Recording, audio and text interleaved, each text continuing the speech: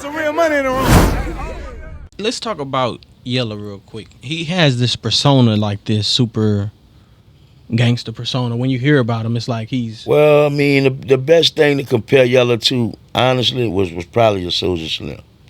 Soulja Slim is considered New Orleans Tupac, and I don't take that from him a bit. But Yella wasn't far from that, dog. You know what I'm saying? Yella, I mean... Why do you say that? He was wildin', bro.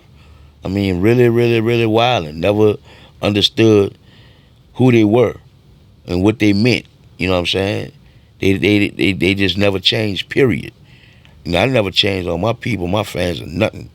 But I do know certain things I can do and certain things I can't do since I've become successful. You know what I'm saying? So Yella wasn't on that type of time. What type of time was he on? He was hot-headed. He had a big ego. He fucked with anybody, you know, like it was easy to get close to him. You know what I'm saying?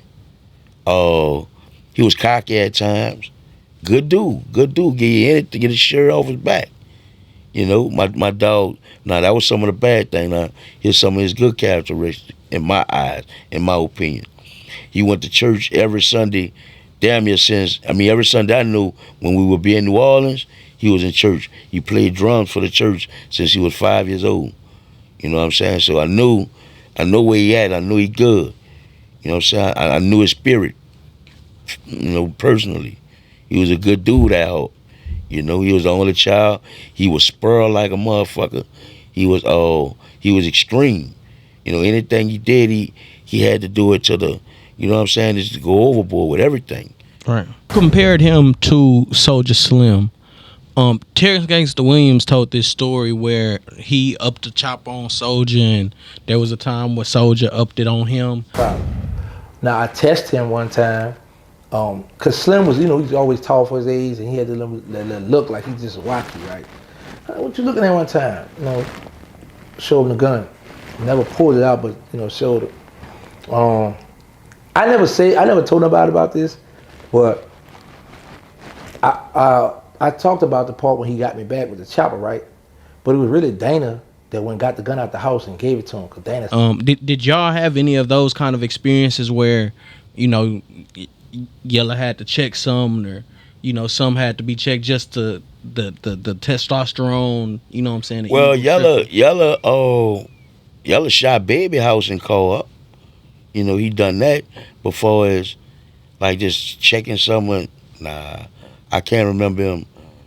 Excuse me, I can't remember him just doing nothing like that. But he did shoot. If that's what you mean. Well, let me Baby House and call up. Let me ask you about that particularly, because that was, to my understanding, over like royalties. That Yella was supposed to meet up with us to go get our checks. Yella wasn't there to get it.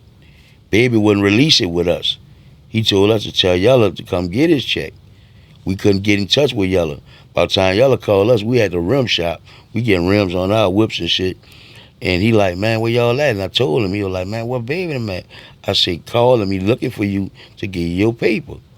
Yella was already burnt up. Y'all was like, why the fuck you ain't give it to y'all for me? Well, you know, went off, you know what I'm saying? Went clean off. You know, so he went over there. We didn't even know what he was going to do, dog. We ain't know that at all, bro. He felt like Birdman was trying to hold back on him, or? He felt like, I don't know if he felt like he wasn't going to give him his money, what? You know, obviously he thought he wasn't going to give him his money. Right. You know? And shot his house up. Now, you know, to my understanding, Birdman in New Orleans is like a godlike figure at this point. You know what I mean? Like he, you know, they having their way. Yeah. You know what I mean? And we all was. I mean, but Bird was over. You know, that was our CEO. Right. You know what I'm saying?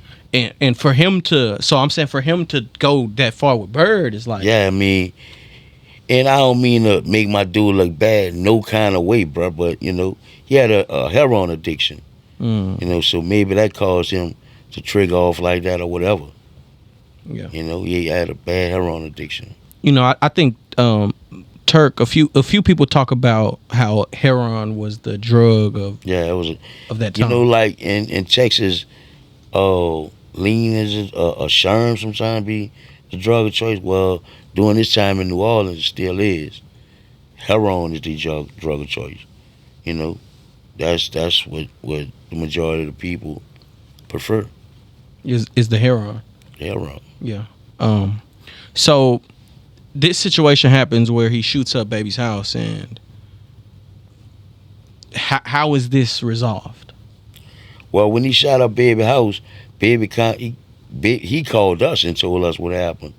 Baby called us and was like, man, y'all know Yella shot up my shit, whoop the woo. I was like, yeah, you see. He said, yeah, man, we was in the house.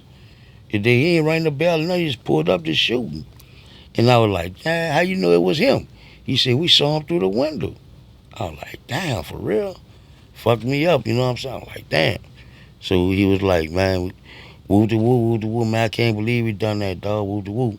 So when Yella contacted us, Yella told us, he said, say, dog, I pulled the act off, bro. I'm by my people house. But I shot up baby house and called behind my check. I was like, yeah. He said, yeah. So later, probably about 2 weeks later, whatever, you know, they had them talked and shit over the phone or whatever. They met up, Yella and got his check. And it was that from there. You know what I'm saying? Everything was squashed. So Yella ended up getting paid? Yeah, Yella got paid. The same check was dated and everything. Hey, real tone, it's some real money in the room.